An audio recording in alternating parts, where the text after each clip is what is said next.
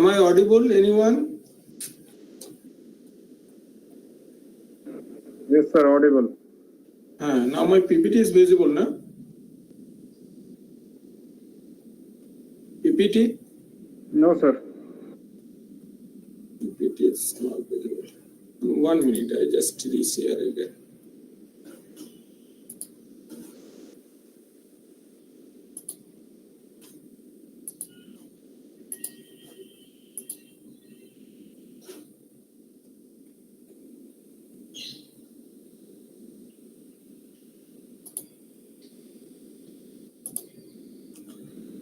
Now my PPT is visible, anyone?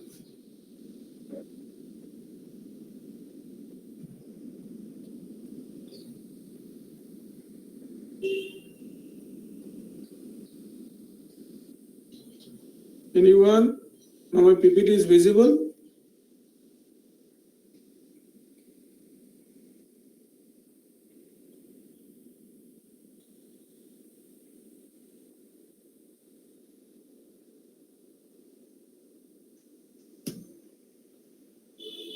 Now my PPT is visible, anyone?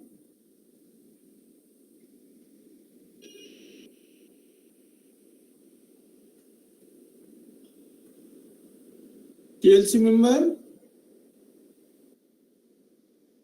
Okay.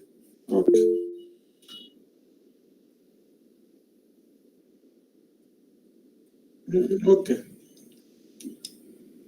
Good afternoon all. So today that lecture topic is Introduction to Internet of Things. This is not a formal lecture. This is basically a discussion. Okay. During the discussion, if you have any doubt or any question, then you can ask question on that times, or you can ask question end of the lecture. Okay. So this is the outline of this discussion. First, we will discuss regarding the introduction of Internet of Things, IoT. After that, I will discuss some theoretical development that we have done in our department. After that, I will discuss hardware development for AIoT. And after that, I will discuss some application. Now, first we try to understand what is the meaning of Internet of Things. Nowadays, you might heard this word that IoT. IoT full form is Internet of Things. Now, first we try to understand that what is the meaning of these things. Okay. In this particular slide, you can see I have mentioned some picture. In this picture, you can basically see that first picture show that how car is basically assembled in older times. Okay. In older times, in automobile industry, whenever one car is basically assembled, then so many people are basically engaged to assemble this particular car. It is basically not a cost-effective solution, because whenever that number of people are basically increased, then cost also increased. But what happened after that? Second picture, you can see some automation is basically done during the assembly of any car. Okay, here what happened? Different parts of the car is basically assembled through different machine. Here what happened? That less number of basically people are engaged to assemble this car. Okay, that's why that cost of the car is basically reduced. Now in future, what happened? That here, that in middle picture, you can see that machine are basically assembling different car component, but minimum number of people are basically engaged for these things. But in future, what happened? Everything is basically going on automatically. Okay, that soldering, and if any decision is basically want to make during the assemble of car, that all these things are basically done automatically. So here what happened, that IoT play a vital role. Okay. Now, whenever we're talking about the automation, in case of the automation, IoT play a vital role. Okay. Or other word, you can say, whenever we basically going towards the smartness, then IoT play a vital role. Okay. If we want to develop a smart systems, then IoT play a vital role. Okay. Now, in this particular picture, you can see that smart agriculture systems. In older times, what happened, that people are basically use different component and they basically cultivate their agriculture land. And older practice, what happened, that large number of people are basically engaged in cultivation, and so many effort is basically required for farming. After that, what happened, that different machinery are basically coming for farming purpose. These things are basically reduced effort of the human. Okay, and this automated machine also reduce cost of the production. Okay, and whenever cost of the production is basically reduced, then the profit is basically increase. Now in future, what happened, that we basically try to reduce that man engagement in farming. That's mean, suppose that one tractor is basically operated by a smart robot. Okay. So here what happened, nowadays you can see, if you just basically visit village or farm, then you can see that some driver is basically operate different agricultural machine. Okay, but in future we basically think that every component automatically operate. Okay, and this component is basically monitored from anywhere. Okay, so here whenever we just thinking in this way, that every agricultural component are basically operate remotely, okay, then we require IoT technology. Suppose that you have one land, agricultural land, and that land distance from your home, that is 10 kilometers. And you don't want to visit that particular land for irrigation of any crop, whatever the crop you cultivated in your own land. Okay, now if we just basically developed one system, that system is basically inform you whenever your crop wants some water, because you don't want to regularly visit your land. Okay, and you check soil condition regularly basis, and if it is basically require any irrigation, then you just start pump and irrigate your land. Okay, that you don't want to do because you have another work also. Okay, so for this what happened, we can made a automated systems. That automated systems basically inform you whenever your crop is basically want some water. Okay, and whenever you know that your crop need irrigation, then what happened, from your home you automatically start pump, and whenever your total land is basically irrigated, then you just switch off water from your home. So in that case, what happened? You don't require to visit your land regular basis. Okay, because it is time consuming process. Whenever you just basically regularly visit your agricultural land, and what happened in these times, you can do another work and you can earn more money. Okay, so for these types of systems, we want Internet of Things. Okay. Now here I have mentioned a traditional Internet of Things definition. Whenever any object, physical object, whatever the physical object we basically see surrounding our, that any physical object, if we connect to the internet to fulfill a specific objective, then it is basically referred as Internet of Things. Suppose that you have one pen, ball pen, that writing pen. Okay.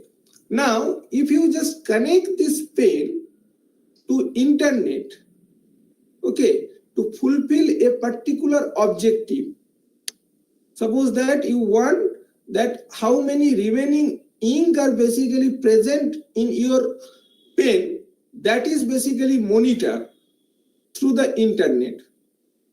Okay, and whenever that less amount of ink are basically present in your pen, then one alarm is generated and you basically purchase a new pen or refill your pen. It is more better. Okay, because sometimes what happen, we don't know whenever our ink is basically end. Okay, in a vital times, if that ink is basically ended, then what happen? Then you may suffer. Okay, so here what happen? If we just basically connect our pen to the internet, and internet basically store all this information, that how much ink is basically present in our pen, continuously monitor these things and store this data within the internet. Now we just think internet have some space. Okay, there is a cloud, and within the cloud this continuous information is basically stored, and after that this data is basically analyzed through artificial intelligence, that how much ink is basically present and when it's required to refill. Okay, that decision automatically made, and whenever that ink is basically cross a threshold value, then one alarm is basically generated. That means one message is transferred to your mobile phone. Okay, that message is basically say that your ink is basically ended after this time. Okay, so here this is basically a Internet of Things based systems. But whenever we talking about that IoT not only depend on a single technology. Here, so many different technology are basically used. Whenever we want to make a IoT based systems, then what happen? We require to collect real life data. Okay, and whenever we just collect real life data, then we require sensor technology. Okay, sensor is basically collect real life data. Okay, and after that what happened? This data required to transfer to the cloud. Okay, because whatever the information collect by the sensor, and that sensor attach with your pen. Okay, and this information required to store in a particular place. That place is present within the cloud. Cloud is present within the internet. Now what happened? Whenever this data is basically stored, within the cloud. Now this data required to process or analyze, and for analyzing this data, what happened? We require a AI algorithm. Okay, and whenever decision is basically coming, this decision required to transfer to the user mobile phone. Okay, so here what happened? Whenever data is basically transferred from pen to the internet, we require networking. Okay, here another technology also used. Okay, after that, after decision making, whenever that decision information transfer cloud to that user mobile phone, then also we require networking. So whenever we talking about the IoT based system not only depend on a single technology. Here what happens, so many different technology are basically used. Okay, now today we basically focused on the networking and sensing technology. That's mean how the data is basically captured from the real environment and how this data is basically transferred from that particular device to the cloud. Okay. Now here I have mentioned a traditional definition of the IoT, that the functional aspect of the IoT is to unite every object of the world in such a manner that human have the ability to control them via internet. Okay, now another example. Suppose that you basically connect all light, those are basically present in your home, to the internet. Okay, now if anyone present within the room, then light automatically on, and whenever people are basically leave this room, then what happen? Automatically that particular light switch off. Okay, that is also a beautiful application of IoT. Okay, now another example, suppose that what happen in summer times, that whenever we basically come from outside and we enter within the room and we basically switch on our AC, that AC requires some time to cool this particular environment. Okay, it's basically take 10 minutes or 15 minutes depending on the AC quality. Now I want that whenever we basically come from outside and enter within our room, then room environment basically cool. Now for this, what happened? We can develop a system. That system is basically analyze that how much time required to reach my home. Okay, whenever I just basically come to near my home, okay, that thing is basically predicted by the systems. Okay, and on that times what happened, that AC automatically on. Okay, and therefore what happened, our room environment cool before whenever I enter within the room. Okay, so that is also a beautiful application of IoT. And sometimes what happened, we forgot to switch off our AC whenever we just leave our room.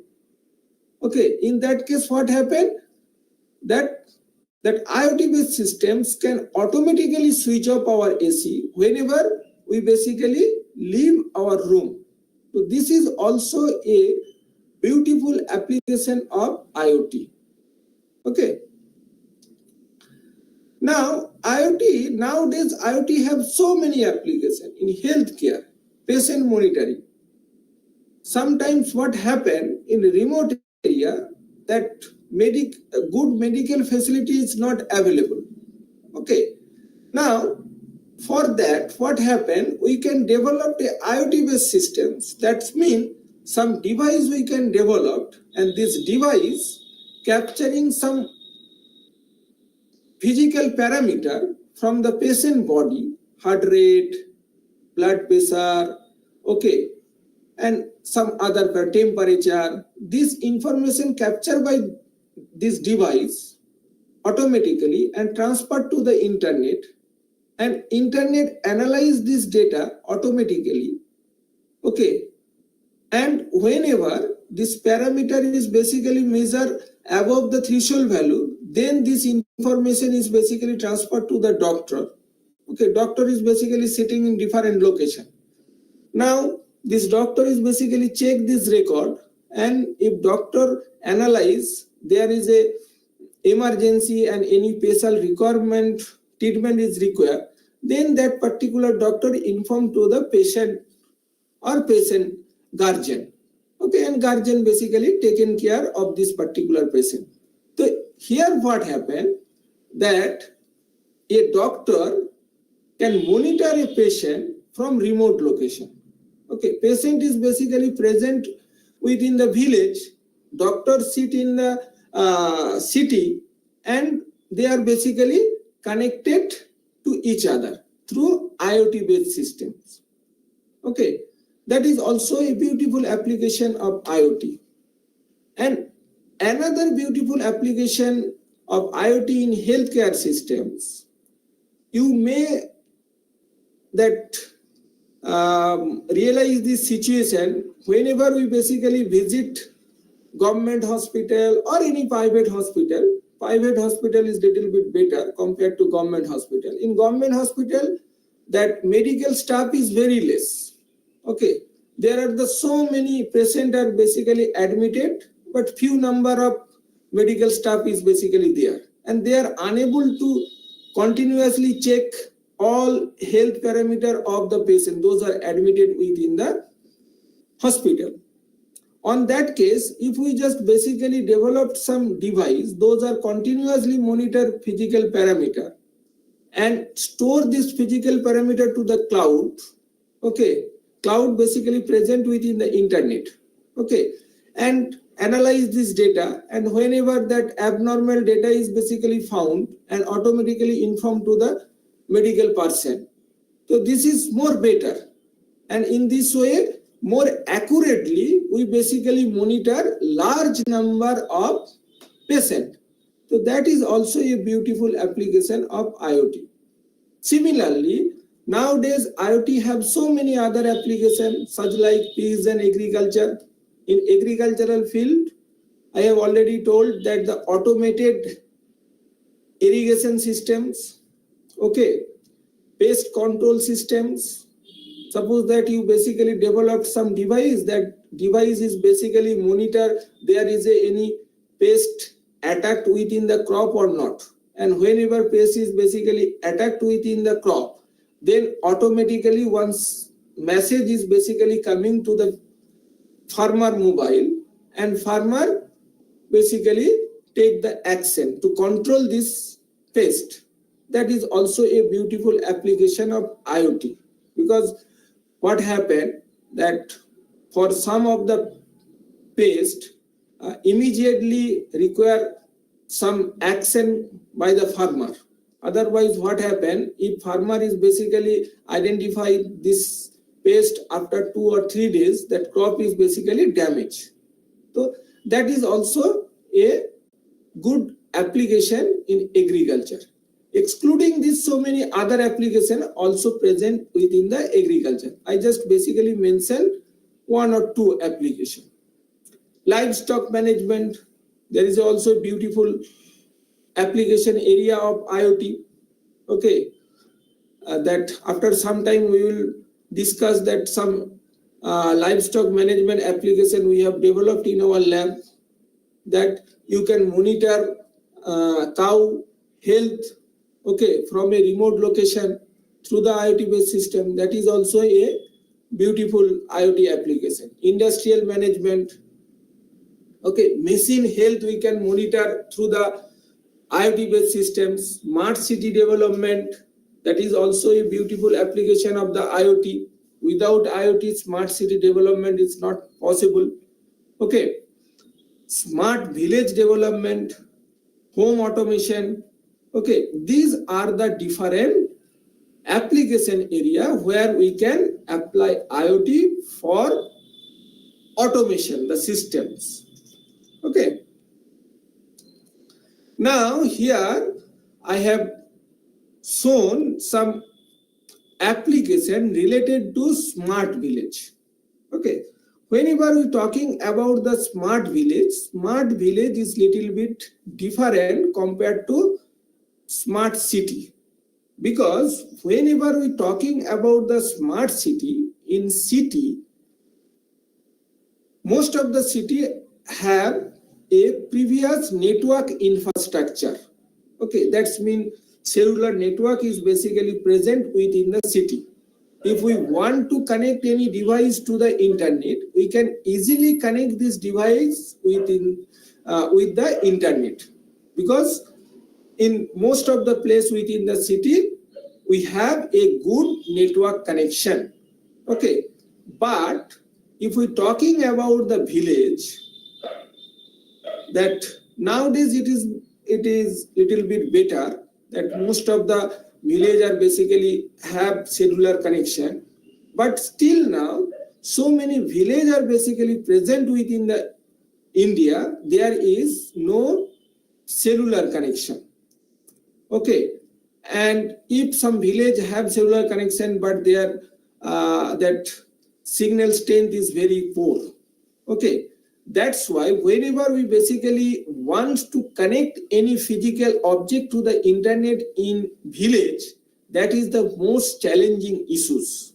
Okay, so whenever we basically want to connect any physical object to the internet in village, and if there is no good network connection is present, then we used another technology. Okay, that is referred as wireless sensor network technology. Through this technology, we basically connected any physical object to the internet where that the internet facility is not good. Okay, that's why that smart village is little bit more complex compared to smart city application. And whenever we talking about the smart village have so many IoT applications. Suppose that we basically want to monitor livestock health. Okay, that is also a IoT application. That crop health monitoring, that is also one IoT application related to smart village. Okay, so many other applications also present. Now, next thing is that whatever the application, IoT application we have discussed. Now, next thing is that how it is possible. That means if I want to develop a IoT based systems, then what is the first step and how this system is basically developed. Okay, now first step is that we require to capture real life data from a monitoring object or from monitoring environment. Suppose that I want to monitor a particular object. Object means pen, water bottle. These are the object that we basically wants to connect internet for monitoring and controlling purpose. Okay. Now, whenever we basically want to connect a physical object to the internet, then first we require to capture data. For capturing data, we basically use sensor. Okay. Now, whenever we basically capturing this data, after capturing this data, what happens? That sensor continuously capture data from the monitoring object, and that this data size is huge. Okay, if sensor continuously monitor this physical object, that data is continuously coming and data size is very high. Okay, large. Now, due to this data we unable to store within the sensor. Okay, we require to store in a large size location. Okay, that is the cloud, large space. Cloud is basically provide a large size space where we basically store our data, huge data. Now, for this, what happened? We have a strong networking. Through this networking, we basically transfer this sensor capturing data from that object to the internet. And now internet basically store this data, and we have different analytical tools. Okay, so we just analyze this data and make the decision. And we have that, again, we just basically transfer this decision through the networking. Or we have some actuator. Actuator is another device that using this particular device, if we want to make some implementation, whatever the decision is coming, based on this decision, if we just want to perform some action within the monitoring environment, that things is basically performed. Suppose that whenever we basically wants to develop a automated irrigation system, what happened? That sensor basically capture moisture condition of the soil, and after capturing, what happened? This data is basically stored within the cloud, and cloud analyze this data. And if cloud found that irrigation is required, then what happened? One signal is basically goes to the pump, and pump automatically on, and this automatically on is basically done through the actuator. Okay, and irrigation is basically starting within the farm, and again that whenever sensor data is basically coming to the cloud, and cloud analyze that now what happened, irrigation is basically completed, then automatically pump switch is basically off. Okay, so this is the whole systems. Okay, so here I have mentioned that is automobile industry, that how automobile industry is basically automated through IoT based systems. Here what happened, that different sensor is basically capturing real life information, and this data is basically stored within the cloud through the networking, and after that this data is basically analyzed, and whatever the things is basically going on, that is basically monitored by the manager. Okay, so this is also a IoT based systems. Now, whenever we're talking about the IoT based systems, these particular systems follow 3-layer architecture. Okay, IoT based systems follow 3-layer architecture. One is M2M device domain. Here what happened, that different device, that means sensor based device capturing data and real life data, and transfer this data to the IoT gateway node. Okay, this gateway node collect all real life data from the different device, end device, and after that what happened, this IoT gateway transfer this data to that particular layer, networking layer. We have one networking layer here, and within the networks we can internet basically. What happened, that here we store our data. Okay, and another layer where application domain, there are the different client are basically present, they can see this data. Okay, and they can easily monitor these systems, that what is the condition of different device and how the data is basically coming. Okay, what are the decision is basically made by the system. So this is the application layer. If we connect this particular architecture with the real life application, whatever the application we basically discussed till now, okay, that we just pick up one application, that is that patient monitoring systems. Now you just think in that particular domain, machine to machine device domain. Here different patient are basically present, and this patient have different device, sensing device, and this sensing device capturing real life data from the patient and transfer this data to this particular IoT gateway. Now this gateway transfer this data to the cloud through a cellular networks. Okay, that IoT gateway basically connected to the cellular networks. Okay, now what happened? Whenever we just basically store this data, and this data within the cloud, and within the cloud we basically analyze this data.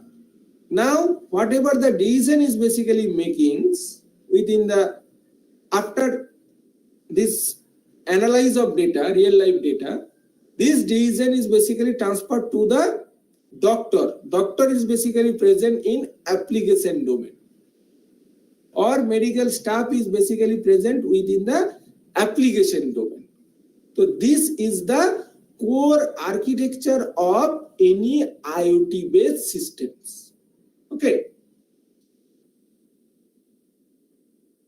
Now, major component of any IoT based systems. Whenever we want to develop a IoT based systems, then what are the major component is basically required? In this particular systems, we require some hardware component and also we require some software component. Okay, what happened? What are the hardware component we basically require? We require different types of sensor. Okay, data acquisition board, communication module. These are the hardware component we require in IoT based system. What if you look this particular picture here, we have some sensor and data acquisition device. If we're talking a particular sensor is not directly capable to capture data from the monitoring environment or monitoring object. If we connect sensor with a data acquisition board, then sensor basically sends data from the monitoring object or environment. Okay, without data acquisition board, sensor is not capable to operate individually. Okay, now within the data acquisition board, we basically put one communication module, and with the help of this communication module, that whatever the data sensed by the sensor, this data is transferred to the IoT gateway. Okay, so these are the hardware component, major hardware component we require for any IoT based system. Okay, now in market we have different types of communication module.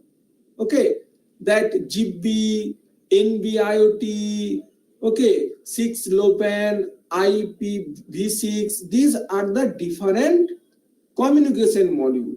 Okay, this communication module are basically used to transfer data from that sensing device to the IoT gateway. And within this particular sensing device, we have one microcontroller. That means within the data acquisition board, we have one microcontroller, and also power supply is required. Okay, battery is basically placed within that particular data acquisition device.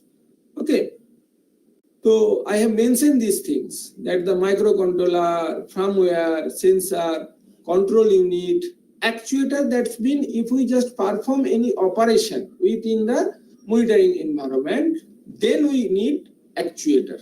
Okay, and obviously we require some software. This software is basically monitor all these things, that whenever sensor basically sends data, and this data is basically raw data is basically converted to the packet, and this packet data is transferred through the communication module. Okay, and these things are basically present within the sensing device. There is a that tiny OS is basically executed within the sensing device, and also whenever we basically analyze this data within the cloud, then we also require software.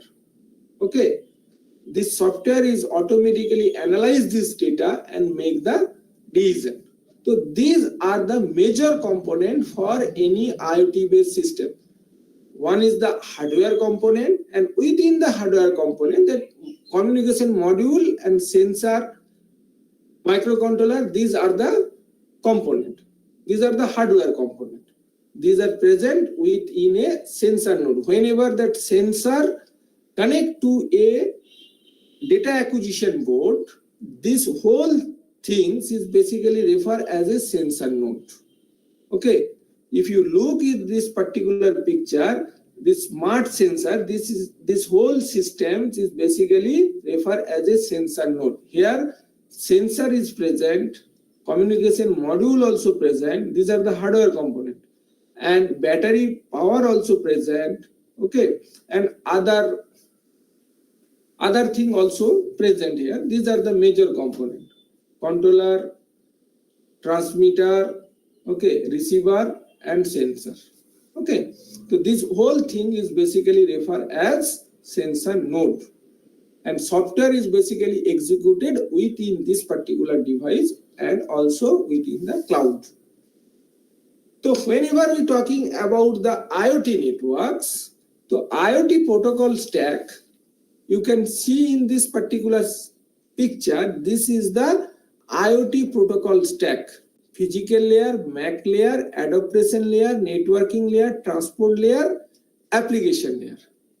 Okay, because whenever the data is transferred from the end device to the gateway node, and gateway node to that particular cloud, gateway node to particular cloud, there is an infrastructure based network.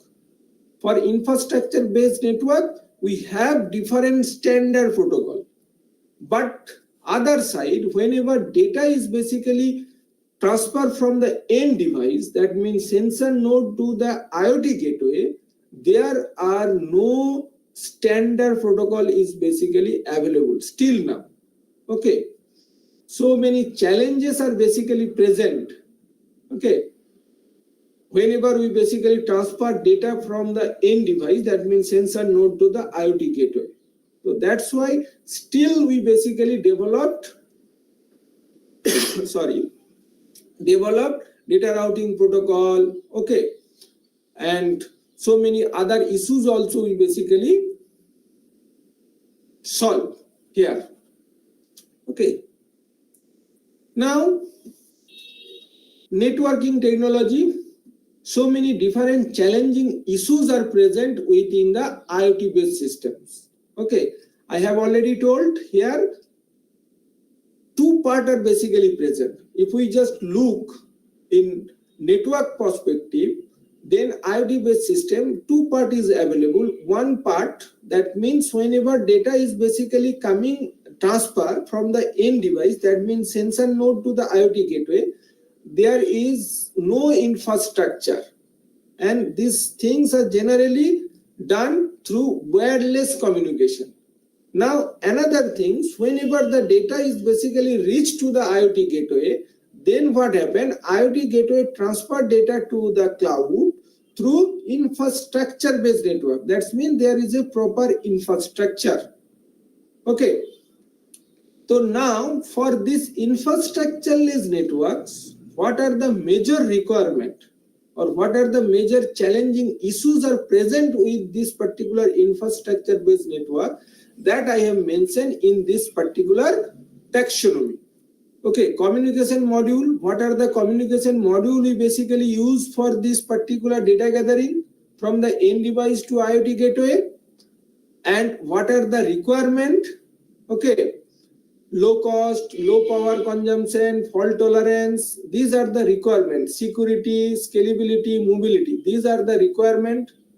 Okay, and that what types of network are basically we developed for these things, that VANET, MANET, wireless sensor networks, mobile network, these are the networking we basically use for capturing data from the end device to the IoT gateway. Okay. So future and emerging technology, green communication, cognitive radio networks, drone technology, tactical internet, these are the upcoming technology that we are basically use for betterment of data collection from end device to the IoT gateway. And whatever the service we basically used, that's mean different application area we basically mention, offer service, under offer service, and mode of operation, ad hoc and infrastructure. Okay, that's why in this particular picture, in this particular taxonomy, you basically understand what are the major requirement are basically within the infrastructure-based infrastructure-less networks, and what are the communication, that's mean what are the existing networking technology we basically use for data collection from the end device to IoT gateway.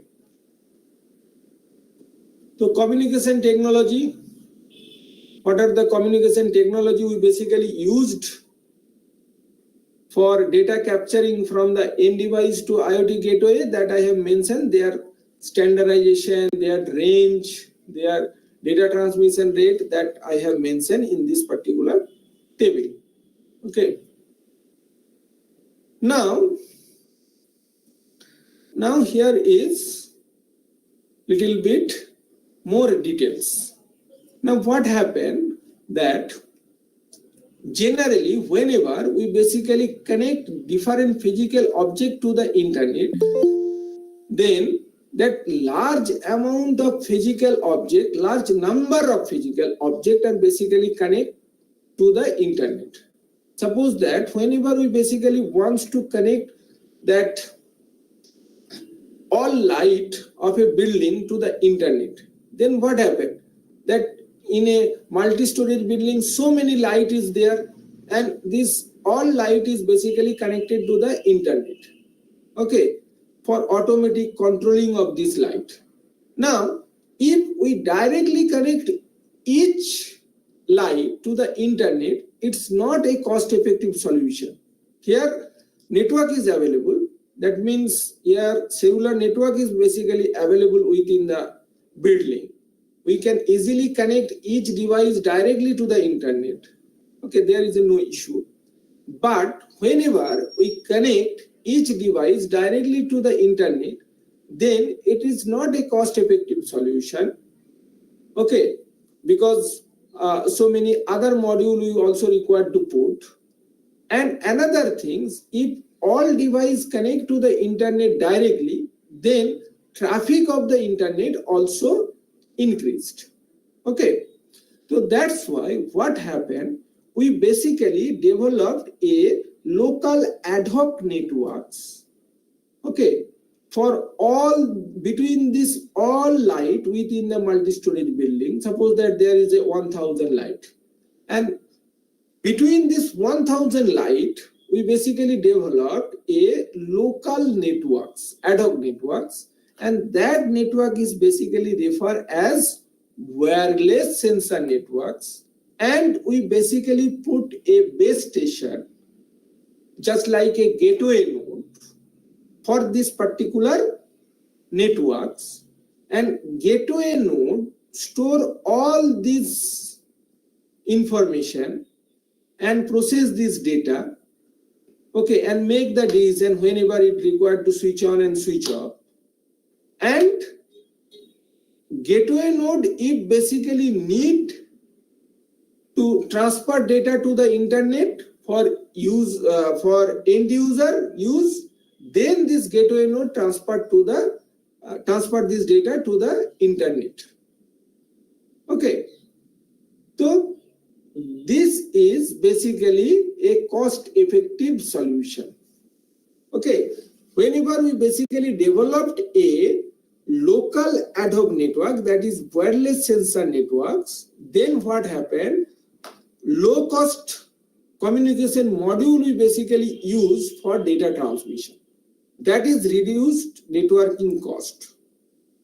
Okay, that's why most of the cases, whenever we basically developed a IoT based systems, in background or other word you can say that wireless sensor network is basically used as a backbone of any IoT based system. Suppose that for automated irrigation system, whenever you basically perform irrigation in that agriculture farm, you not only put one sensor in a land, in a 1 hectare land, okay, because sensor node sensing region is very less, that is few meter. Okay, so then what happened? To cover that whole 1 acre land, you required to put so many sensor node within the soil, and this sensor node is basically capture total land information. What is the moisture condition of the soil? So now each sensor node, if you connect to the internet, then you require to put a high cost communication module within the sensor node. That is basically increase cost of the total system. Now what happened? For this, what we can do, we basically developed a local ad hoc networks, that is wireless sensor networks between all sensor nodes. Those are basically placed within the farm. Okay, suppose that 1000 or 500. Okay, this node basically together developed a ad hoc network, that means wireless sensor network, and for this we basically place a gateway node, okay, or base station or sync node, and this sync node capturing all this data from the deployed sensor node, analyze this data, okay, and make the decision. And whenever this sync node is basically want to transfer data to the farmer, then sync node basically used internet and store this data internet if it is required. That's been continuously I just monitor that when irrigation is basically performed, what times, then this information is basically connected to the internet. That is also referred as a IoT based systems. Whenever we basically connect any system to the internet, then it is basically referred as IoT based system. So here what happened? Cost is basically reduced. And another benefit of WSN, suppose that any village there is a no that proper infrastructure, network infrastructure. That means there is a no cellular connection. Now for that what happened? We basically developed one ad hoc networks. That means in case of the ad hoc networks, wireless sensor network, that there is no requirement of any existing infrastructure. That means if any place there is a no cellular connection, then we can establish a particular sensor network, and that network is basically how this particular network is basically work. Whatever the node we basically deployed, this node capable to communicate each other, and they basically transfer their data. One node is basically transferring data to the other node. Okay, they forwarding all node data for that cooperative manner. Okay, that's why what happened in case of the WSN, we don't require any pre-existing infrastructure. That's why most of the IoT based system basically use WSN as a backbone. Okay. So here in this particular picture, you can see that how WSN basically used to make a IoT based system. Okay, that WSN monitor a particular place or physical object and collect data, transfer to the sync node, and sync node basically transfer data to the another gateway node, and gateway node to basically cellular network, internet, and after that it going to the end user. And for a IoT based system, multiple WSN we can develop. Okay. Now that IoT enabled WSN, in this particular picture you can see that how wireless sensor network is basically work. Okay, this circle point are basically refer as sensor node.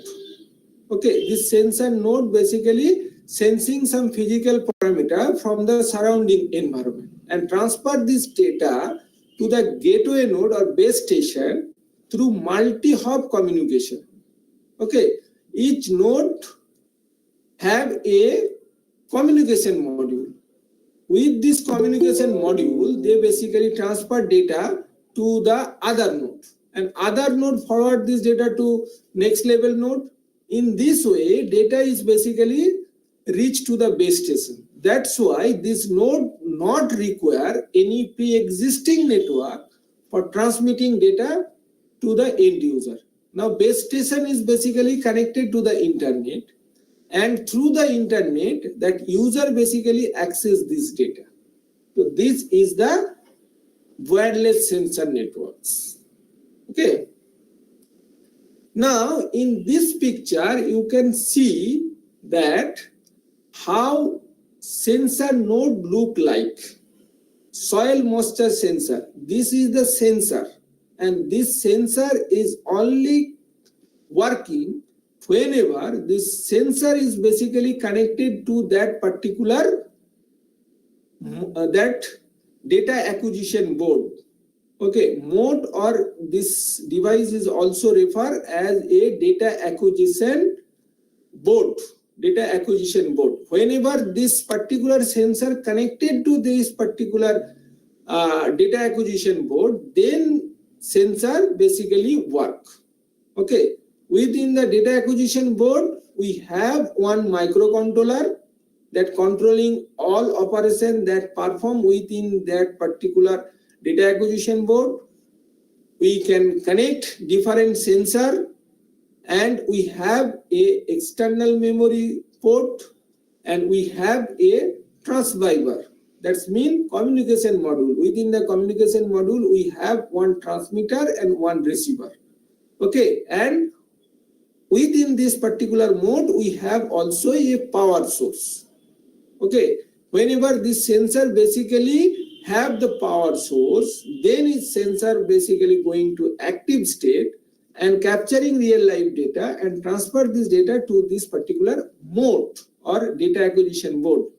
And whenever data acquisition board receive this data, then this data acquisition board basically make data packet, and this data packet transferred through the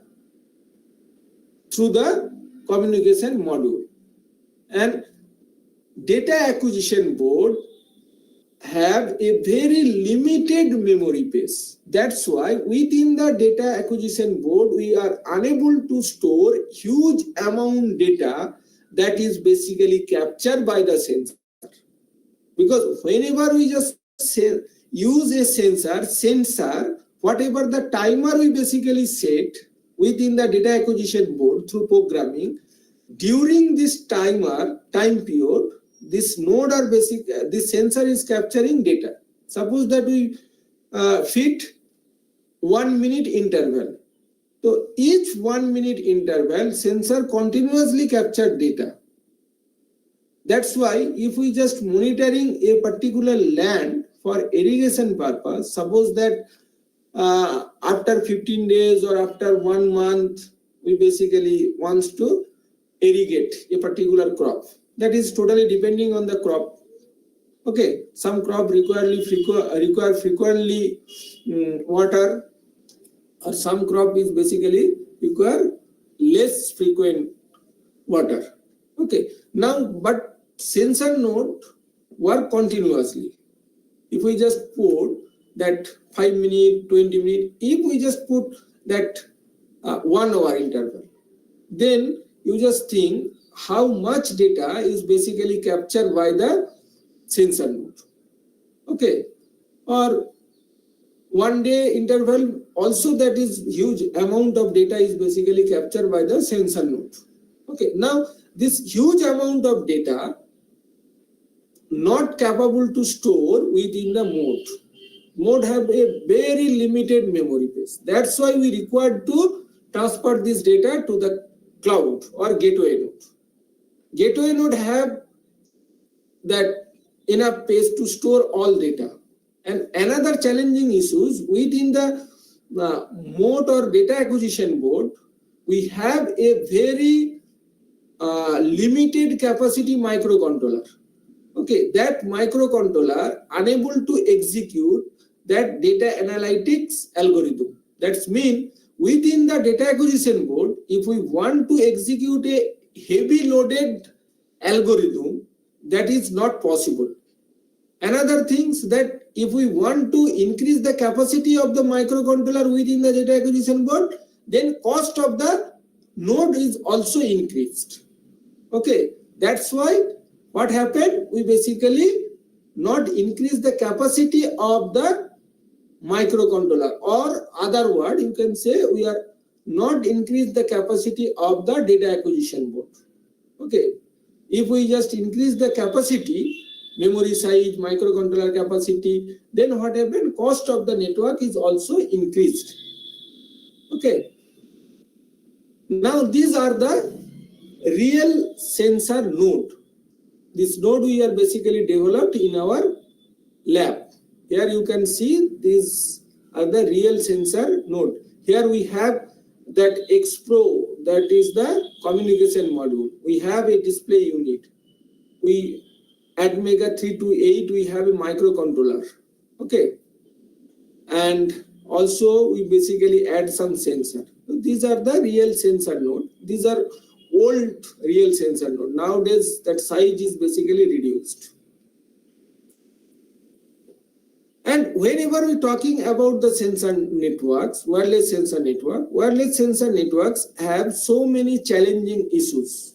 I have mentioned some challenging issues that present within the wireless sensor network. First is energy optimization, because each and every sensor node has a limited energy supply. Okay, within the data acquisition board, we use small size battery for power supply. Now, whenever sensor node are deployed, suppose that you just deploy it to monitor a particular area, 1000 node. Okay. Now, if someone said, or if that is required, frequently change this battery power, it is very complex process. Okay, that's why what happened, we required to optimize that energy use of the sensor node. Okay, whenever we just optimize energy use of the sensor node, then what happened, whatever the network we basically establish, that work for a longer period of times. Okay, and some of the application, what happened, that node are deployed in a human inaccessible environment. Suppose that we want to monitor forest fire. Okay, so for this application, sensor node are deployed within the forest through aircraft. Thousands of sensor nodes are deployed. Okay, once deployed, it is not possible to recharge or replace of this sensor node battery power. That's why energy optimization is very important for wireless sensor networks.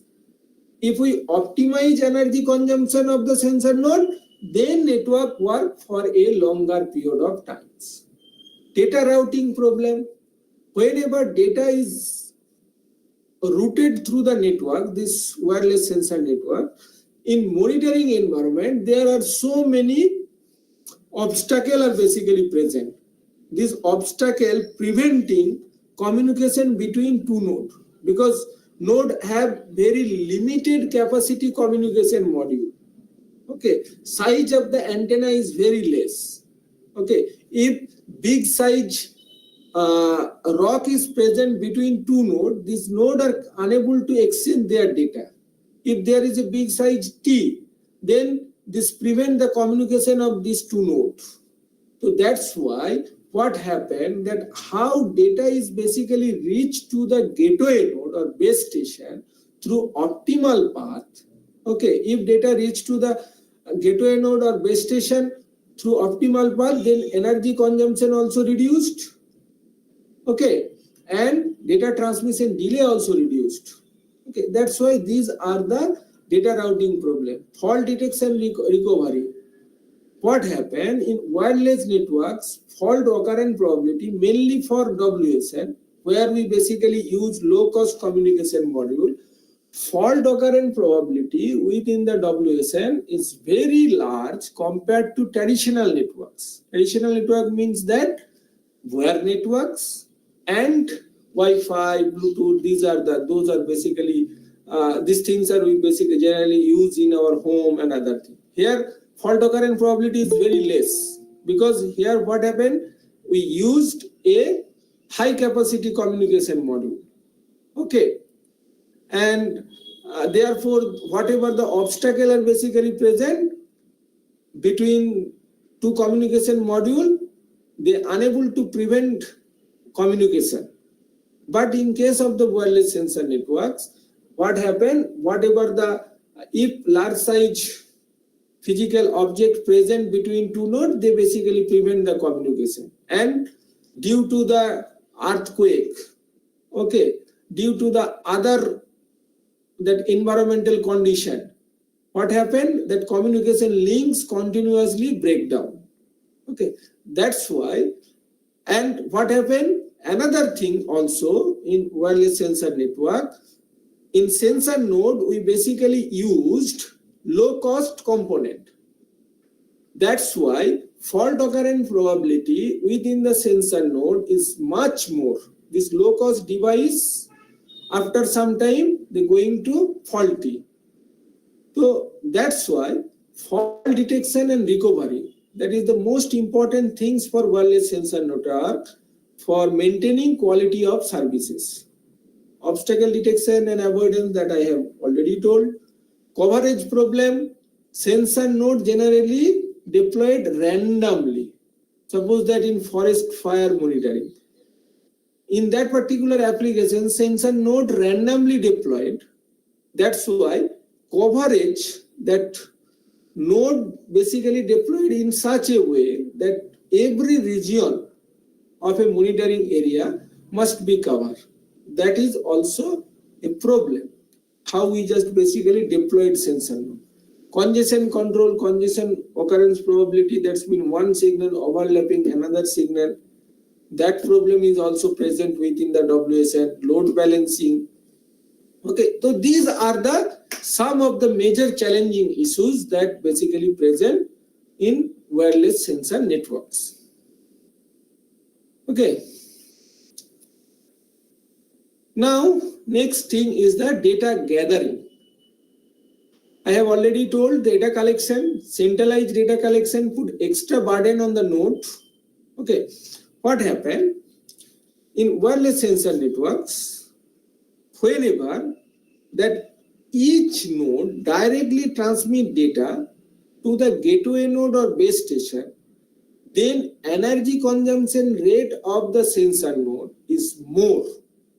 Okay, suppose that in a place you just basically deployed 2000 nodes and you put a base station for this particular networks. For this 2000 node, you just put one base station.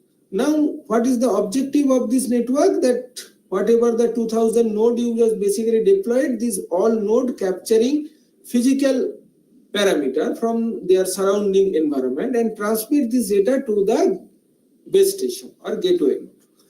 Now, one and simplest way, that every node basically capturing physical parameter from their surrounding environment and transmit this data directly to the base station through the communication module.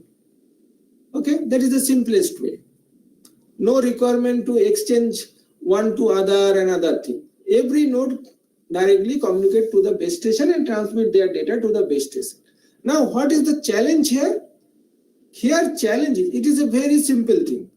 But challenge is that whenever node directly transmit data to the base station, then energy consumption rate is much more compared to the multi-hop communication. That's mean one transmit data to its next level node and next level node transmit data to the another next level node. In this way, they are transmitted to the base station. Okay, that is the cooperative manner. Whenever node individually transmit data, it's require more energy consumption. Okay, compared to cooperative manner. Okay, that's mean one by one.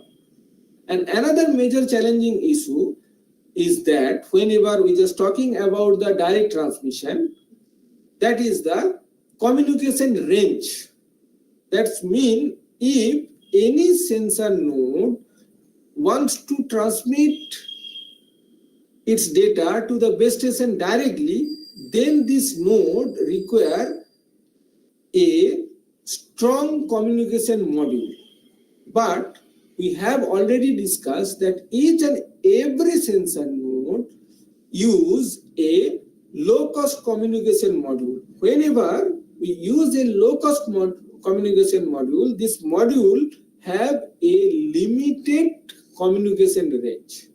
That's why if you want to establish that long size networks, okay, and you want that every node directly transmit to the directly transmit their data to the base station, that is not possible.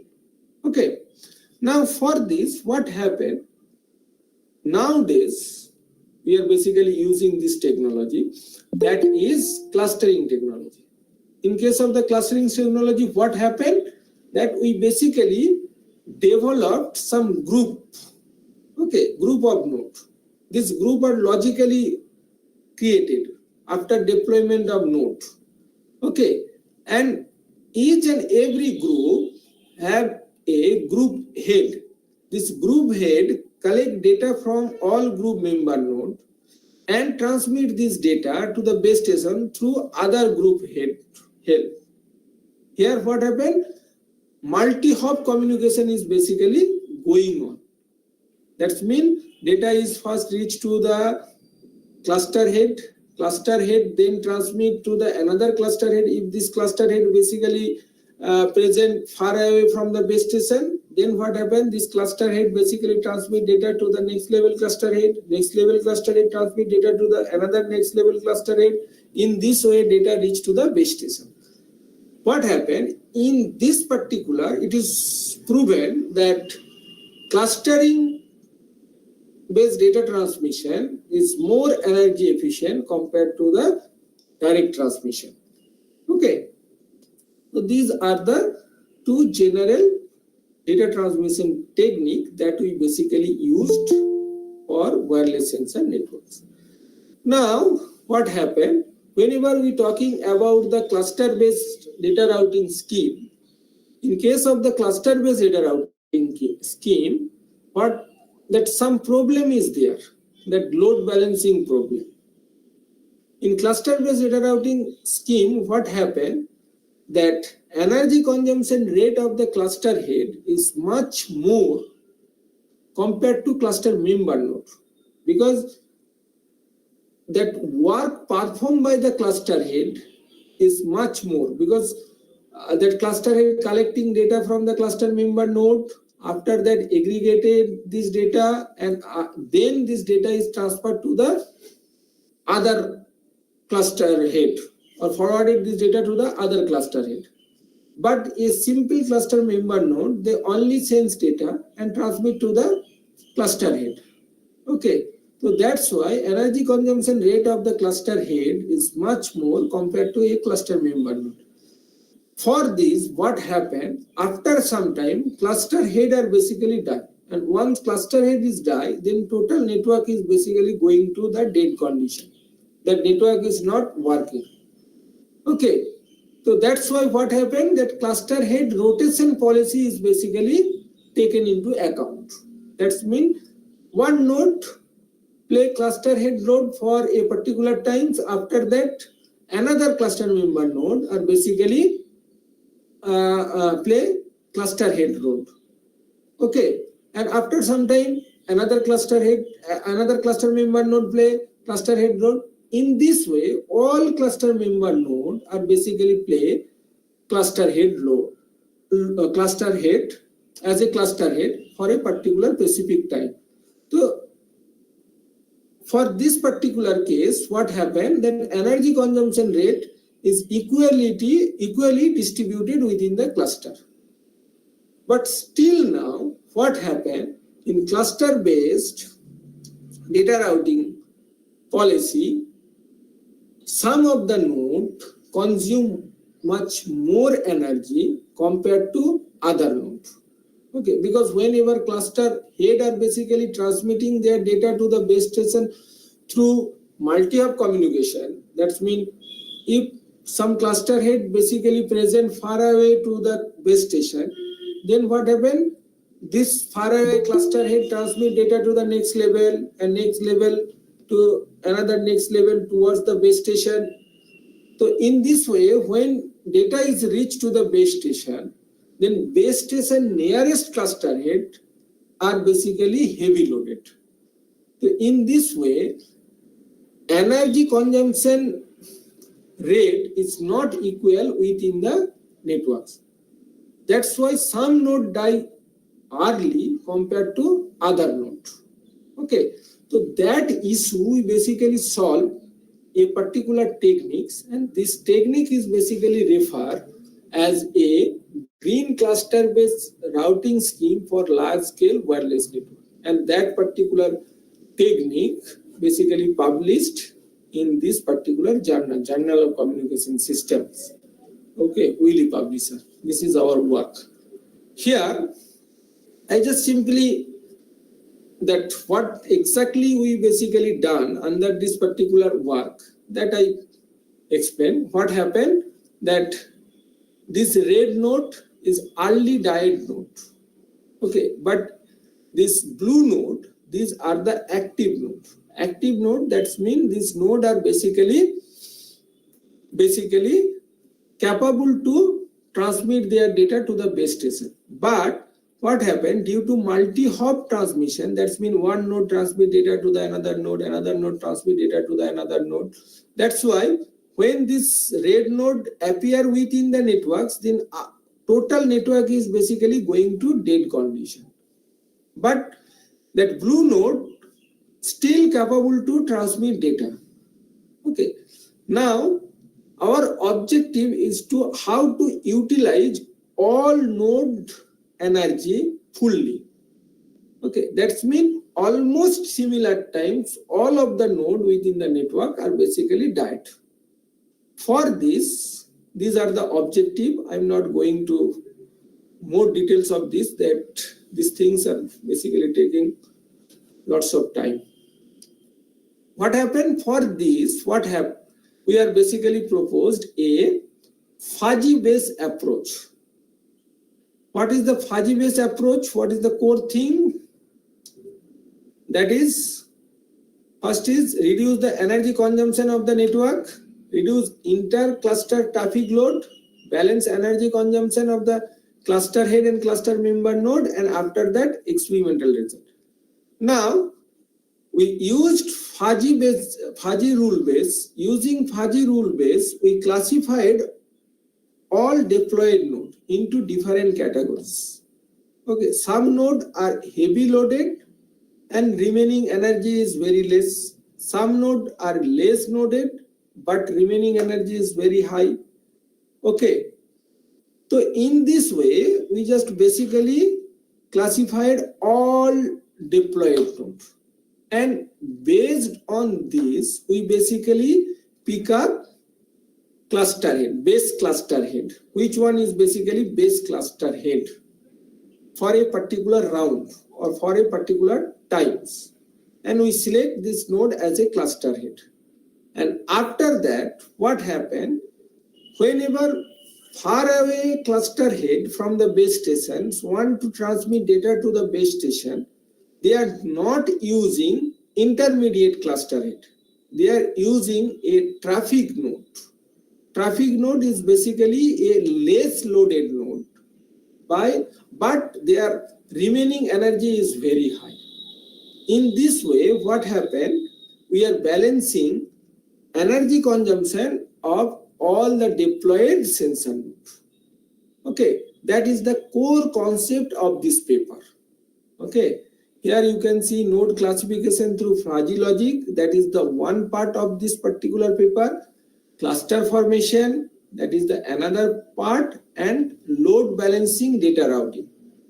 Fuzzy logic based node classification, we basically used fuzzy rule base for classification of the deployed sensor node.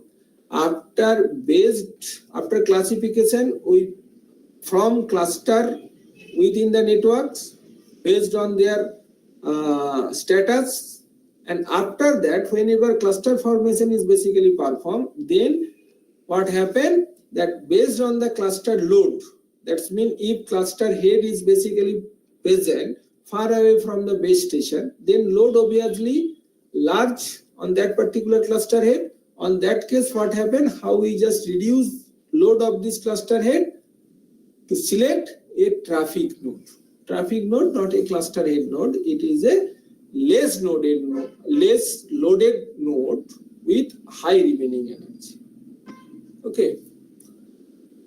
So these are the different phases of this particular techniques: node classification, cluster setup phase, data routing phase, node classification phase,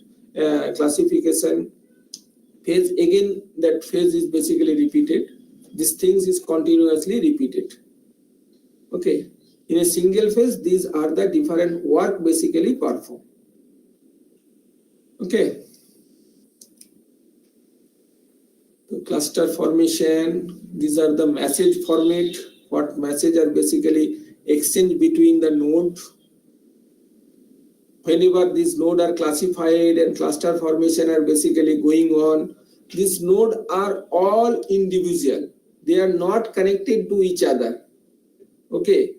Now through message passing, we basically identified all nodes and we established this connection. That means we logically form the cluster. Okay, that's why whenever the message is transmitted from one node to another node for doing some operation, now we require to specify the format. That format we specified. And we have also analyzed the complexity of our algorithm.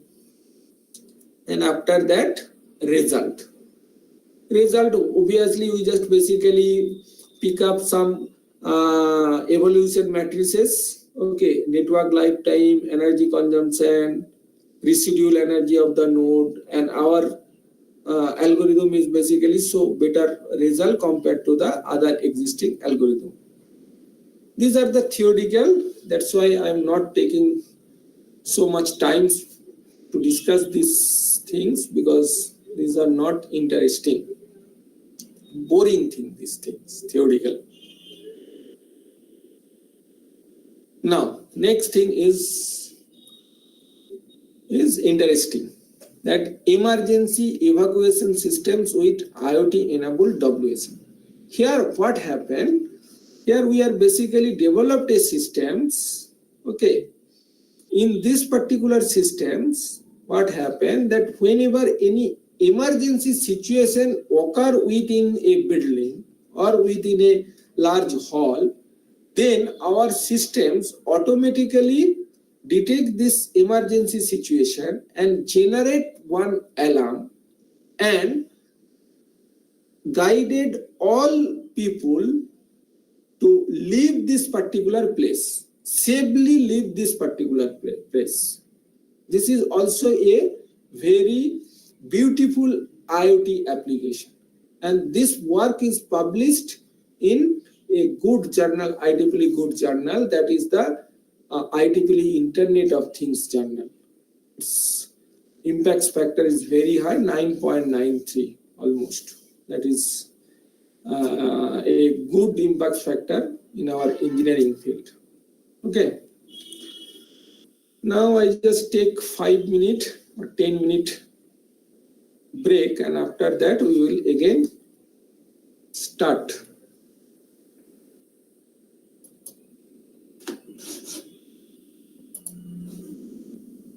Okay, still now you have any doubt, anyone? Whatever the things we have discussed today, if you have any doubt, then you can have a doubt. discuss. Hello. Yes. Sir, you have told that if direct transmission to be done, then there will be no chance of energy loss. Yes. Okay. And if multiple transitions are there, then there will be less energy loss. But in normal data communication, if multiple transitions are done without amplification, then there will be more chance of energy loss. No, So, I'm talking about the amplification. Here what happened, whenever data is routed, that I'm talking about the network layer perspective. Okay. In case of the network layer, whenever we just basically transmitting data through multi-hop communication, then what happened that the energy consumption in sensor network is late. It is proven. Okay. Now your question.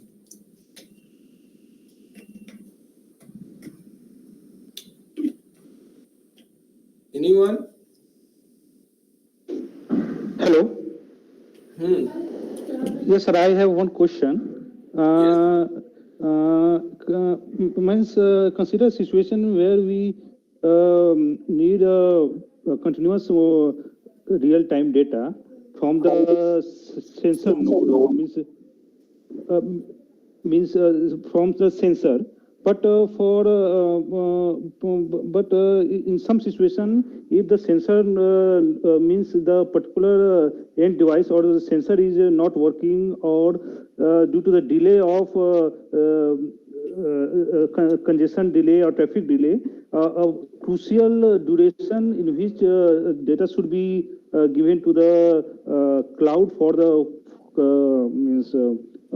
processing is not possible. So how can we handle this type of situation where the continuous processing of the real-time data is required? Now, on that case, so many fault tolerance and less delay routing protocol are available, and so many mechanism also available. Okay, how we just handle these types of situation? Because what happened that K-path data routing, okay, these types of techniques are available. What happened that if due to any delay, data is not reached to the base station or cloud within a specific time period for a particular path, then we just basically on that case, we just transmitting data through multiple paths. Okay. These are the fault tolerant techniques. Okay, but whenever we just transmitting data through the multi-path, then energy consumption is basically increase. But here what happened due to the real-time system, because whenever we just basically wants to develop a real-time system, in case of the real-time systems, that data reach to that particular base station or cloud in a specific times. That is the most important thing. But on that case, we require to compromise with the energy consumption. Okay, so many things are available. And also, since the this data acquisition board where the sensor is connected, but it has very limited memory, and so in some case, if the particular sensor itself is not working, and so it is not going to transmit the data to the base station, or then how? Then we use fault tolerance. So many different fault tolerance algorithms are available. We basically use that heartbeat message to check that particular node is working or not. Okay. So many techniques, so many popular techniques are available. Okay, fault tolerance techniques. Okay. Thank you, sir. So we can meet again after 5 minutes. That's mean 45. Now is 40, 45. Okay.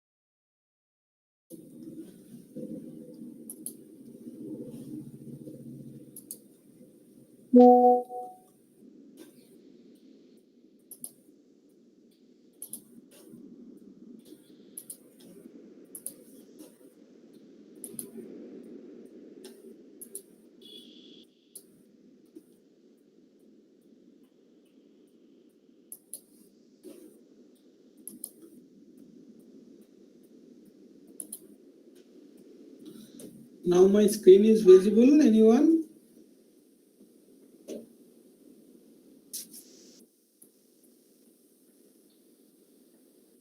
Anyone?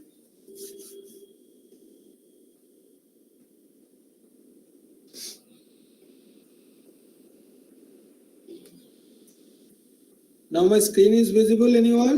Yes, sir. Yes, sir. It is visible. Okay. Now we can start.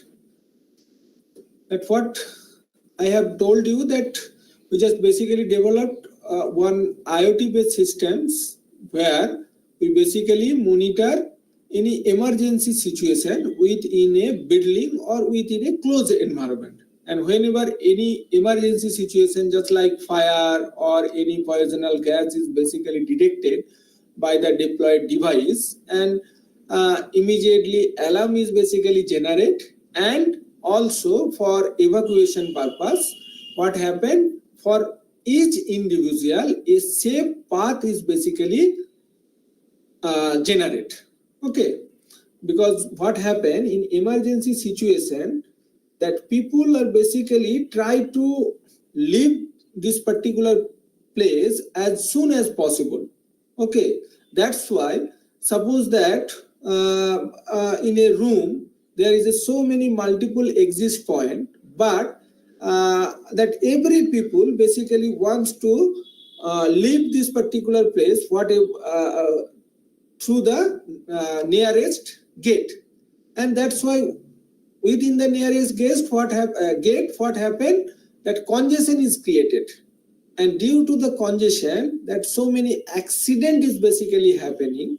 And we found that most of the cases whatever the damage is basically done through the different emergency situation, that's mean fire or other things, that most of the damage is basically done through this particular collision. Okay, that's mean whenever that people are basically leave this particular room through a single exit. Okay, to avoid this, we just basically propose this particular techniques. Now here, this is the general objective, that why we just basically propose this particular IoT based systems. You can see there is a fire situation, and whenever this fire emergency situation occur within the building, then people try to leave this particular building in a nearest door. However, another door is also present, it is little bit far, and if that people are basically leaving this particular place through another door, then less casualty is basically occur. Okay, but during this situation they have no idea that which one is safe path and which path is required to follow. That's why these types of things is basically happening. To avoid this, we basically develop these IoT based systems. Here what happened, we used some sensor node. Okay, that smoke sensor, fire detection sensor, or different gas sensor. This sensor device, these are the sensor node block diagram. Okay, here node MCU and gas sensor, temperature sensor, smoke sensor, fire detection sensor, we basically use to detect any emergency situation. Now that this is the, suppose that a figure is basically a big room, and in this particular room that fire is basically detected within the center of this room, and that fire detection block are basically represented by the red color. And now that people are basically present within this particular building, and that S1, S3, S4, S2, these are the different locations, and there is a single exit point, that D1. Now that which person is basically required to evacuate fast, for this we basically developed a path. Okay, that S3 is near to that particular fire region, that's why S3 required to evacuate from this particular environment first. Okay, in this way we just basically generate some path. Okay, and we safely that out all of this person from this room. Okay, this is the one situation that we basically tested through our IoT based systems. And similarly, we are basically generate different situation and we check our system efficiency. Okay, and we also put different obstacle within the room. Okay, suppose that this solid box basically represent different obstacle. Obstacle means different furniture, different wall. Okay, they can be present within the room. Okay, so that's why we just basically created this obstacle to check the efficiency of our proposed scheme. Now here is the another situation. Okay, this environment is little bit more complex. Okay, and we check the efficiency of the algorithm. That main concept of this algorithm is that what happened, we have a base station. Okay, dedicated base station, and we deployed some sensor node within the monitoring environment, and this sensor node have the different sensor, and this sensor node continuously monitor environment, that closed environment or home environment or building environment. And whenever this sensor node capturing some emergency data or that abnormal data, this node transfer this data to the base station analyze this, and after that base station is basically generate safe exist path for each individual, and this exist path basically show within the room or within the building through the light. Okay, we are basically using some small light, and this small light is basically indicating path, exist path for each and every individual, because in emergency situation maybe their short circuit or electricity is not present. Okay, that's why we just basically use small that light. This light is basically guiding each and every individual that how they basically exist from this particular, safely exist without any damage from this particular environment. Okay, now this is basically a upper version of our previous algorithm or previous IoT based systems. In previous IoT based systems we are basically consider static fire. Okay, and now we just basically consider in this particular paper we basically used dynamic fire, and we just basically check it for industrial environment. Okay, now in case of the industrial environment, what happened that the different emergency situation can be occur in different unit within the industry, and whenever any emergency is occur, then how the people are basically exist from this particular unit, that is guided by our proposed IoT based systems. Okay, now this is the architecture of our sensor node. Okay, a different sensor node we basically used, different sensor we basically use within the sensor node, and this sensor node deployed in the monitoring environment, and after monitoring what happened, this node capturing real-time data and transmit this real-time data to the gateway node, and gateway node analyze this information, and whenever any emergency is occur, then they basically activate that the path, exist path for each individual, and that information also transmit to the control room. Okay, through internet. Okay, so we have basically tested our algorithm again for the different situation. Here black region are basically considered for the different object, physical object. Those objects create that complexity during the exist of different person. Okay, so this figure basically show that the real node that we have developed for this particular systems. Okay, and these types of light we basically use to indicate path, optimum exist path. That's mean how one person is basically safely exist from that particular place. Okay, so these are the real nodes. Now this is also an interesting work that we have done in our lab. Nowadays what happened, instead of clustering, we also use mobile sync for save energy consumption of the sensor node.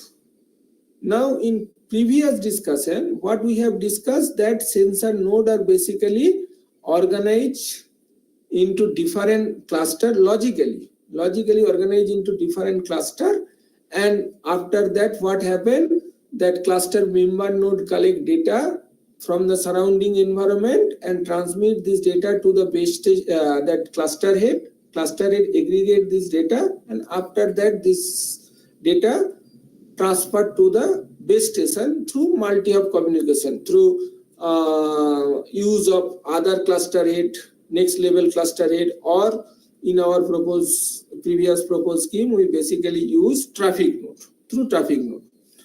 But nowadays what happened, we basically use a mobile sync that is a robotic car.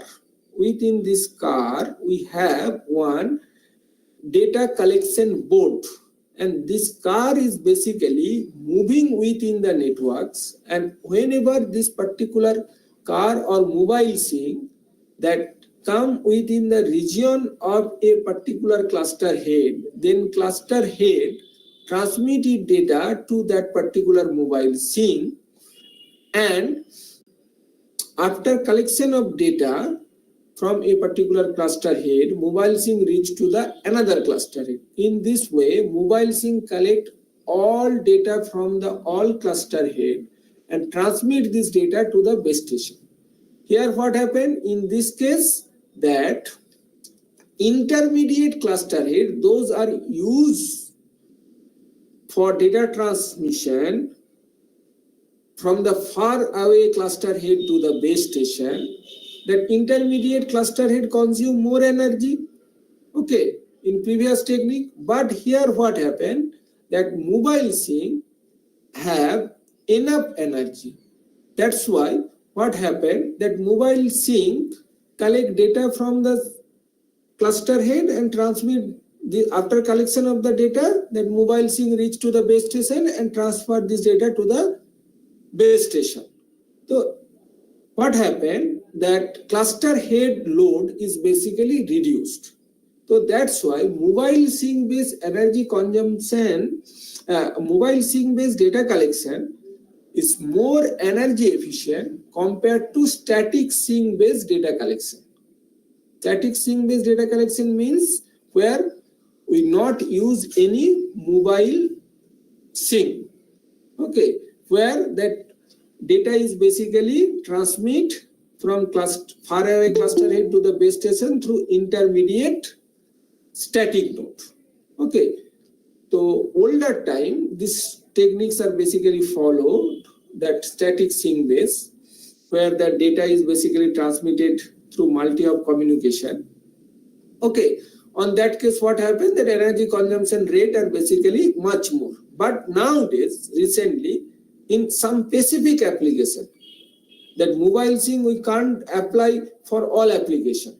Okay, some specific application we basically applied mobile sync based data collection mechanism, and mobile sync based data collection mechanism is more energy efficient compared to static sync based data collection scheme. Okay, now whenever we're talking about that the mobile sync-based data collection scheme, here that most important things that data collection delay. If mobile sync randomly visit within the network, randomly move within the network and collect data from the cluster head, it will take long times. That's why if we want to reduce data collection delay, then we require to design an optimal data routing or data collection path for mobile sync. Okay, if we capable to design a optimal data collection path for mobile sync, then mobile sync can easily collect data from all cluster head within a minimum time and transfer this data to the base station. That's why in this particular work, we basically first that we organize, that means we form optimal number of cluster within the networks, and once the cluster formation is basically done, then what happened, we basically developed we identified a optimal data collection path for the mobile sync for between the cluster head. Now once that optimal data gathering path is basically identified, then mobile sync start its journey from the base station and collect data from cluster head one by one. Okay, and after collection data from all cluster head, that mobile sync transfer its data to the base station. Okay, so that is the core concept of this particular techniques, and that this techniques also published, this paper is also published in a very good journal, that is IEEE Internet of Things journal. Okay, that is the main concept of this particular paper. I'm not going to the details of this particular paper. A result, you can show that mobile sync based data collection mechanism give the more result, that more efficient result compared to the other existing algorithm in terms of that is stability period, energy consumption rate, network lifetime. Okay, energy consumption rate of the proposed mobile sync based data collection mechanism, data routing mechanism is less compared to the other existing scheme. Okay, network lifetime is more. Okay, now next thing is that artificial intelligence of things. Okay, in previous lecture what we have discussed, that Internet of Things. Now one extra word I just basically added before these things, that Internet of Things, that we just added extra word, that artificial intelligence. Okay,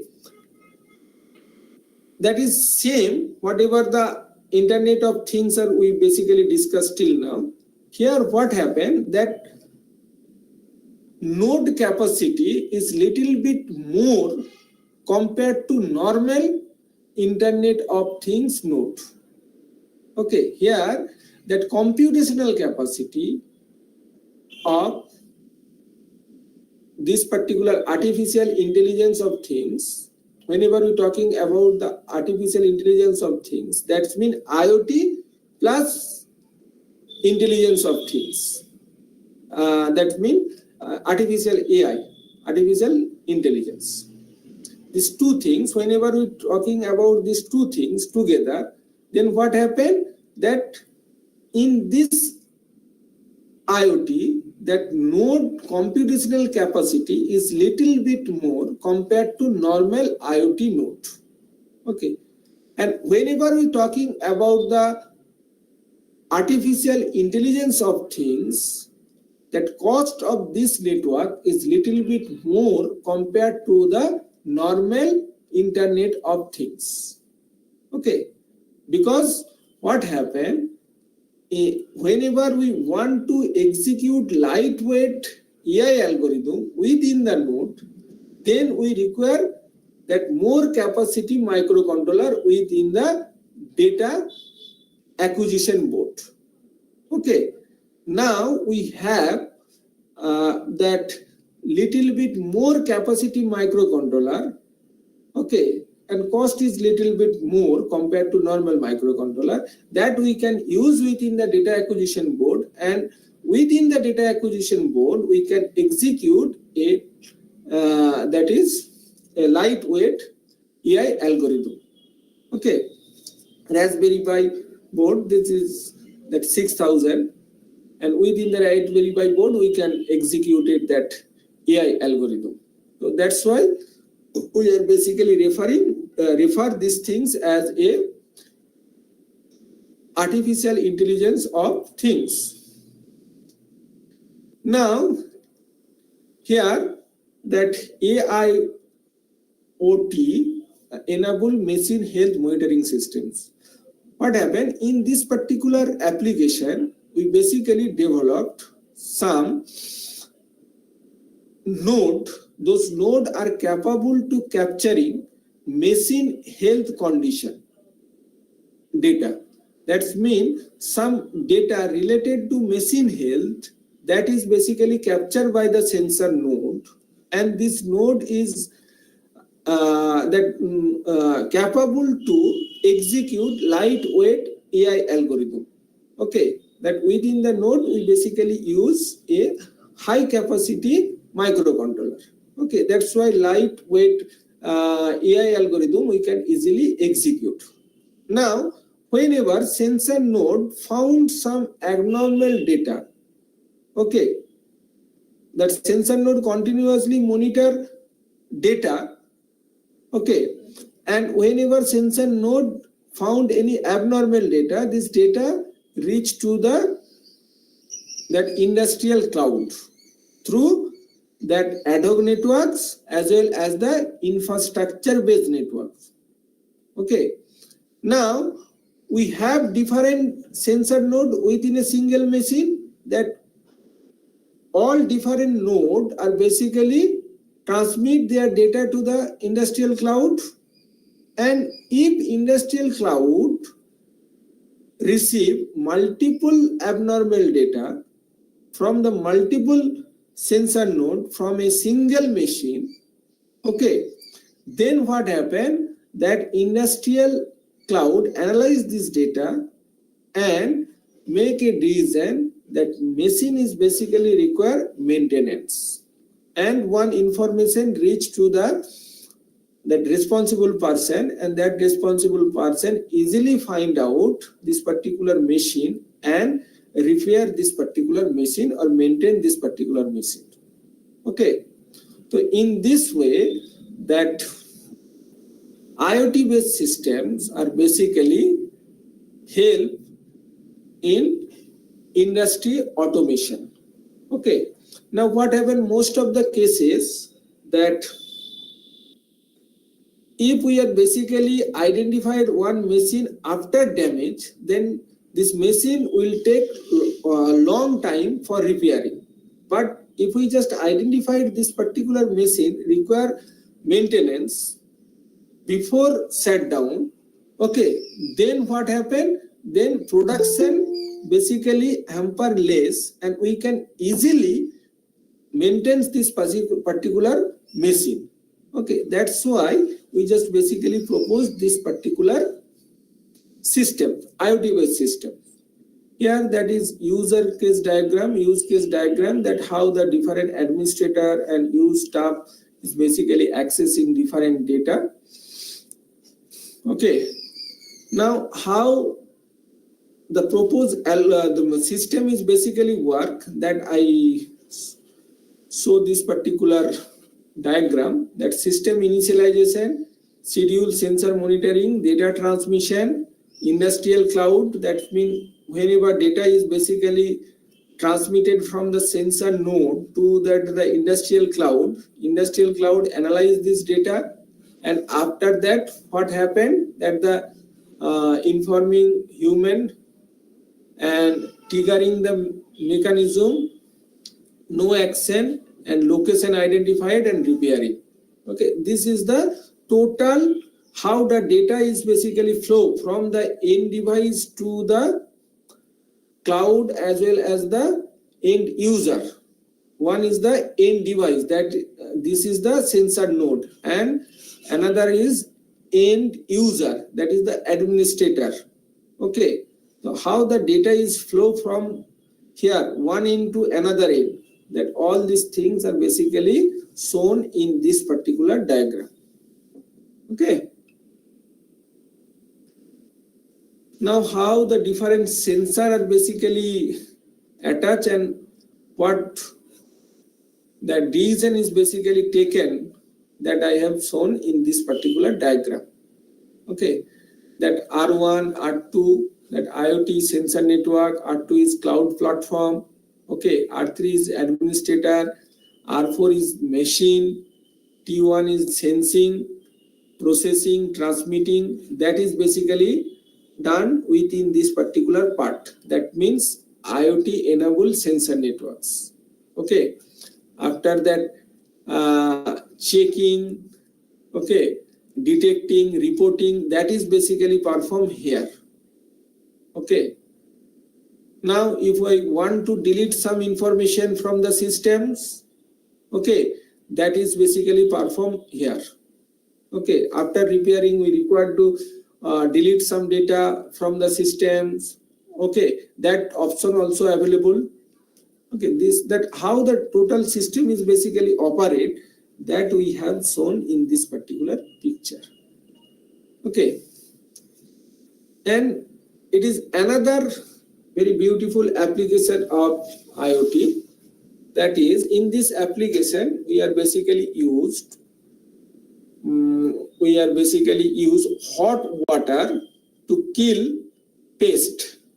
Okay, nowadays what happened, that use of pesticide within the crop is that exponentially increased.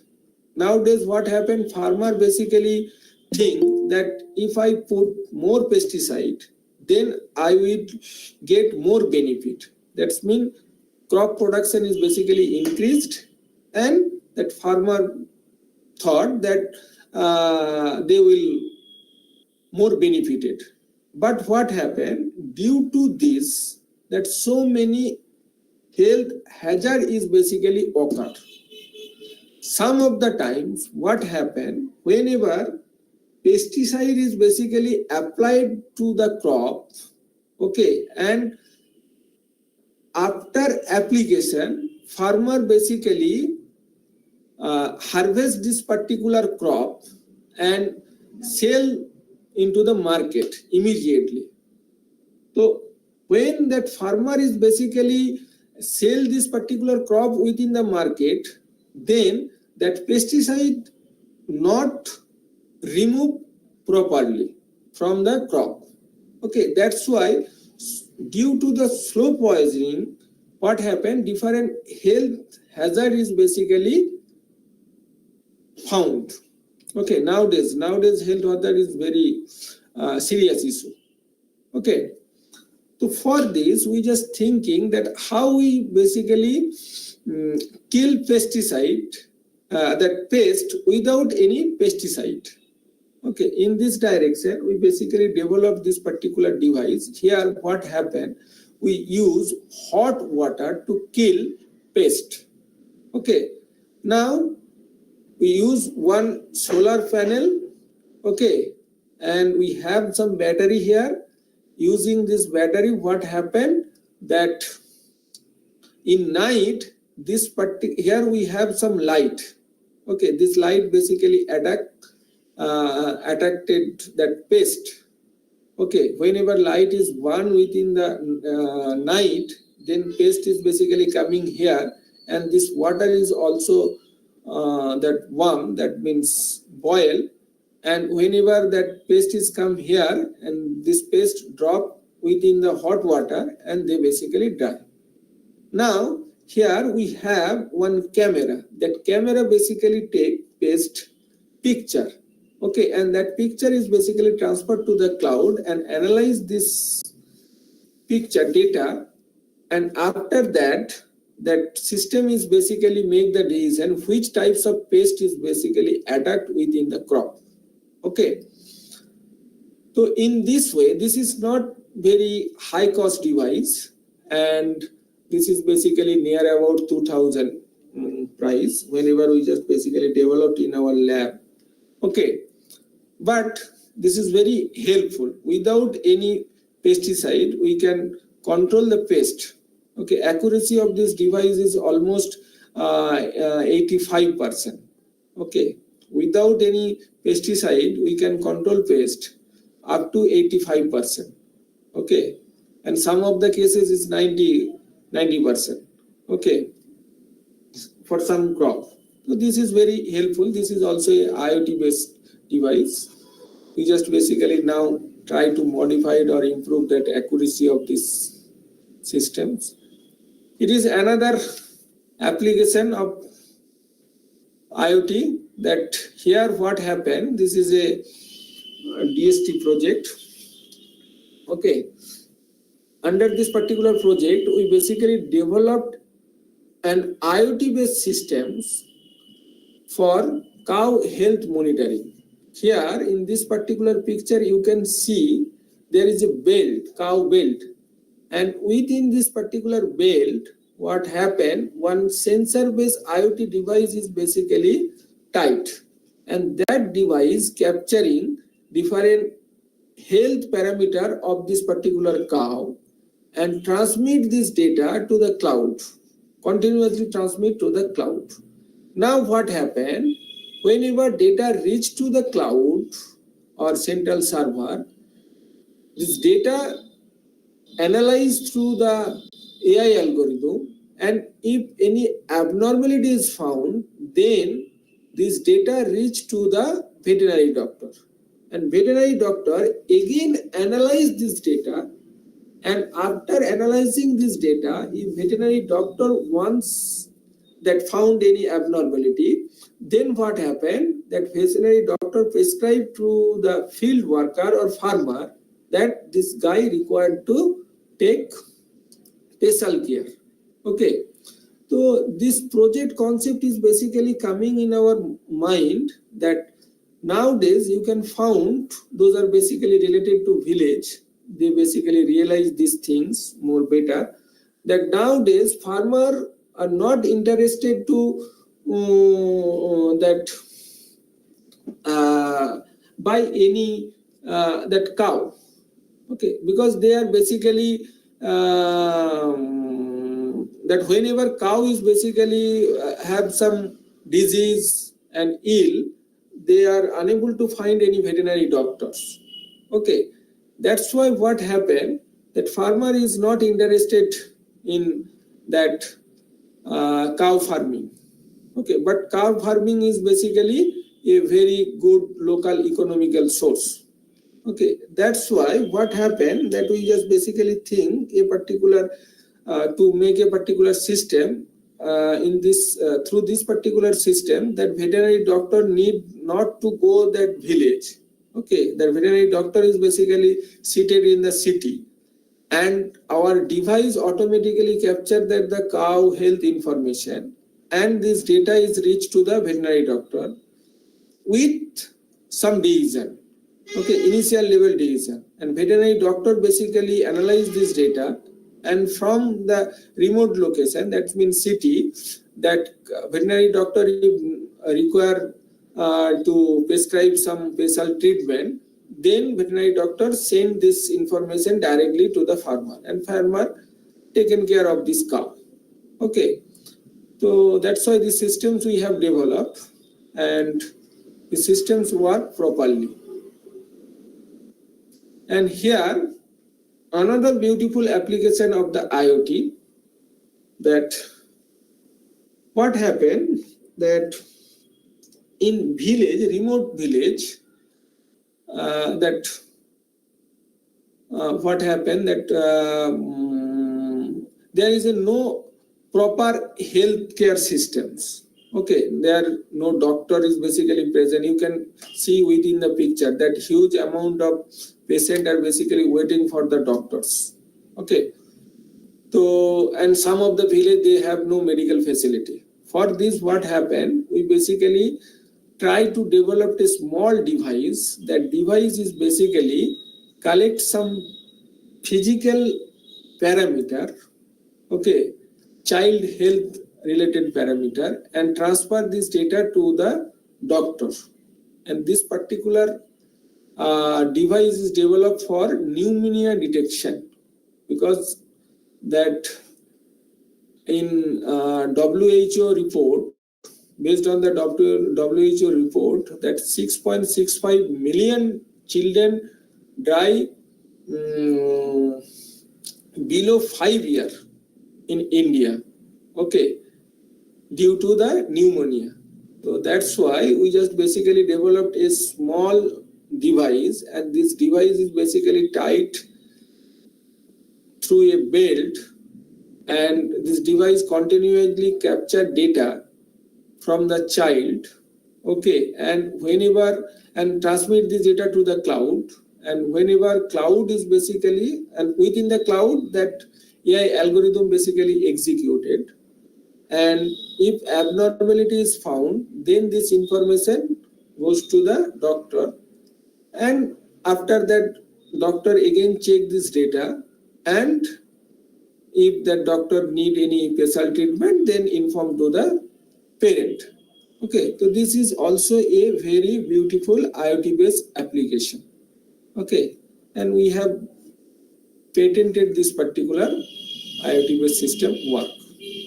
Okay, so pneumonia detection, these are the different block diagram, and what are the sensor we basically use to detect these things that we have mentioned here,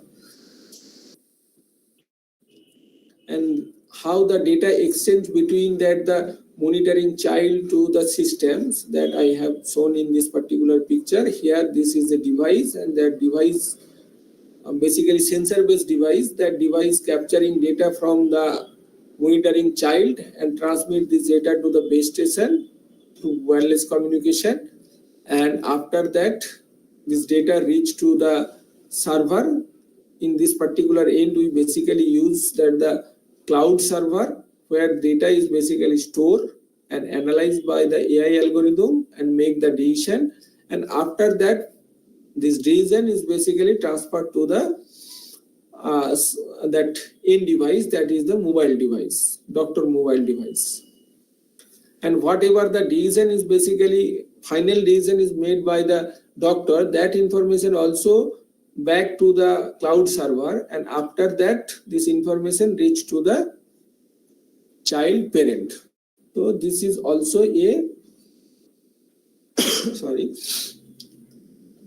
very beautiful IoT based application. Okay, IoT application. Here how the total system is basically work. Through this diagram you can see that how total system is basically work. Here data is reached, collect, and after that different decision is making. Okay, I am not going to details. Workflow, that how the data is basically flow, tasks, and networking, how the data is basically transferred through the different layer. Okay, here in that is M to M device layer. Here what happened, that the data is basically collected from the monitoring object, that means child, okay, and transmit to the this is not that child cloud, is corrected, this is wrong. That child cloud, within the child cloud this data is basically stored. This is the infrastructure network layer, and that is the application layer. Okay, IoT based data collection, layer 1 child health data sensing and acquisition layer, layer 2 data and network layer, and sensor and application layer. Okay, now here what happened, different sensor, controller, after that this is the backbone logic, that how the data is transferred to the gateway node, and gateway node how gateway node transfer data to the cloud, and after that cloud analyze this data and make the decision. And here we have that the mobile application, child healthcare application, and browse based application. These are the different software we are basically used to access this data or decision. Okay, and this is also a very beautiful application of IoT, that is the IoT enabled wireless sensor network for smart healthcare. In smart healthcare, if we want to develop a IoT based systems for patient health monitoring or health monitoring for home environment, then what happen? We basically use different sensor, and this sensor we basically placed within the body, and this that so many that more than 2 or 3, 4 people are basically present in a home, and we just place some sensor, and this sensor capturing data continuously and transmit this data to the base station. Okay, and this particular person is living within the room. Okay, now whenever data is basically captured from that particular this person and transferred to the base station, now during this transmission, what happened, that which data is basically transmit fast. Okay, that is the most important things. Okay, because if 2 or 3 people are basically present, then it is okay. If more number of patient is basically present, then what happened, within the network, which data required to fast transmission, okay, that is required to identify, and that data required to transmit fast. Suppose that in a hospital that 2000 people are basically admitted, and some of the 2 or 3 people have emergency condition, their heart rate and other things is very high. Now this information required to immediately transfer to the base station as well as the doctor information. But due to the traffic within the networks, if this data transmit delay, then whenever doctor came to that particular patient is basically die. So that's why for this, what happened, we require that congestion fee data routing mechanism. Congestion fee data routing mechanism, and this congestion is we basically manage in transport layer, that is within the device are basically have a limited buffer place. That means that whenever any node receive data, okay, this data is put into the buffer. Now if this node transmitted transmission rate is less compared to receiving rate, then after some time this buffer is basically full, and what happened, the data is basically lost. That's why what happened, we require a proper congestion management mechanism. Okay, and another thing, suppose that one node buffer is basically full, and on this time one emergency data is basically coming, and that data is required to immediately transmit to the base station. Okay, so how we just basically managed that things we mentioned in this particular work. Here what happened, that in this particular work we divide our buffer phase into 2 parts. Okay, one buffer place is basically, I'm just showing this particular picture here. Here what happened, that the total buffer phase is basically divided into 3 parts. Okay, one is basically high priority data, another buffer is basically used for medium priority data, and another buffer is used for the low priority data. Okay, suppose that this particular low priority buffer is full, and on that times what happened, one high priority data is basically come to the node, then what happened, this data put into that particular high priority buffer, and it's immediately transmit to that particular node immediately transmit this data. Okay, that's why whenever any emergency is occur, then this data immediately reach to the base station. Okay, so that is the core concept of this particular algorithm. Okay, now result that we have better result compared to other existing algorithm, at average receive packet ratio. In that case, what happened that the packet drop ratio in our proposed scheme is very less compared to the other algorithm. And similarly, average throughput of this particular algorithm that we show in this particular result. Throughput of our proposed algorithm is more compared to other existing algorithm. Okay. Now, hope by hope delay. In this result, we basically show that the delay performance of our proposed algorithm, the delay of our algorithm is less compared to other existing algorithm due to that proper management of congestion within the networks. Okay. Lifetimes, energy consumption rate of our proposed scheme less, because here we propose a cluster based algorithm. Okay, so that's why energy consumption rate of our proposed algorithm is very less compared to other algorithm that we basically shown in this particular result. Now test bed, for test bed result, that our proposed algorithm we basically executed in a real environment. In real environment, we also get better result compared to other existing algorithm. Okay, these are the real life result. In real life result also, that the hope by hope delay is less of our proposed scheme compared to the other existing scheme.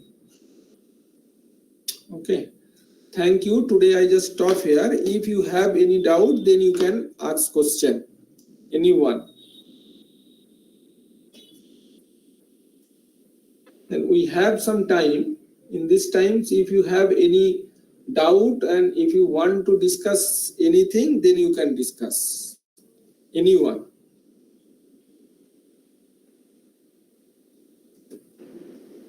Hello. Yes. Sir, how do we evaluate the performance of these applications, IoT-based application in like healthcare or in that is a dairy field or agriculture? So how do we evaluate? That based on the accuracy. Okay, suppose that if you want to detect a particular disease, okay, then what happened that you have some data and now you just collect some data through your systems, and that system is basically detecting this particular disease or not.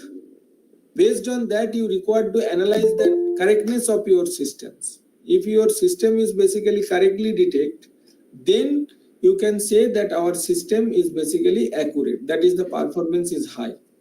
Okay, so, that is depending on the accuracy. Okay, but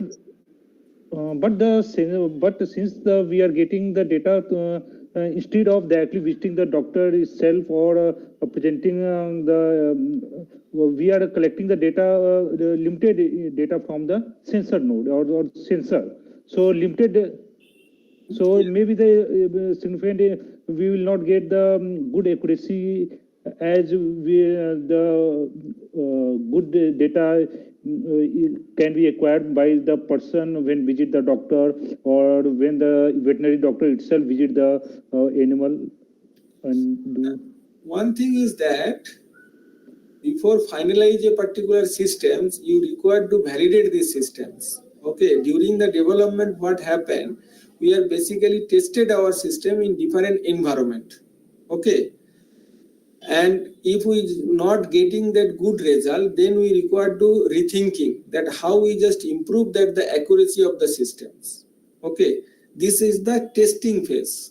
During the testing phase, whenever we just basically confirm that our system is basically provide accurate result for different environment, then we said that our system is performing this much this percentage of accuracy. Okay, so that testing you require to do in your lab, testing and validation of your systems. Okay. Okay, thank you, sir. Suppose that you just initially use 2 or 3 sensor and you basically wants to capture 2 or 3 parameters. Okay, and based on that you just try to detect a particular disease. Okay, but some of the times what happen that cow have this disease but your system is unable to detect this, so then that accuracy of your system is not good. That how you just improve that the accuracy of the system, then you require to rethinking that you just consult the veterinary doctor, that you use more sensor and capture the more parameter, and based on that you just improve that the accuracy of the systems. Okay, that thing you require to do.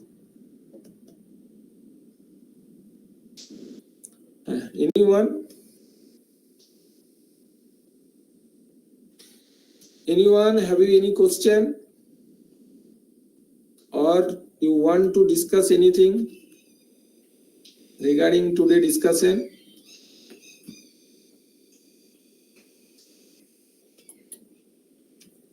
You can also mail me directly mail me in my email. I have mentioned my email. Okay, if you have any question. Okay. Then today I just stop here. Thank you. Thank you all. Thank you, sir.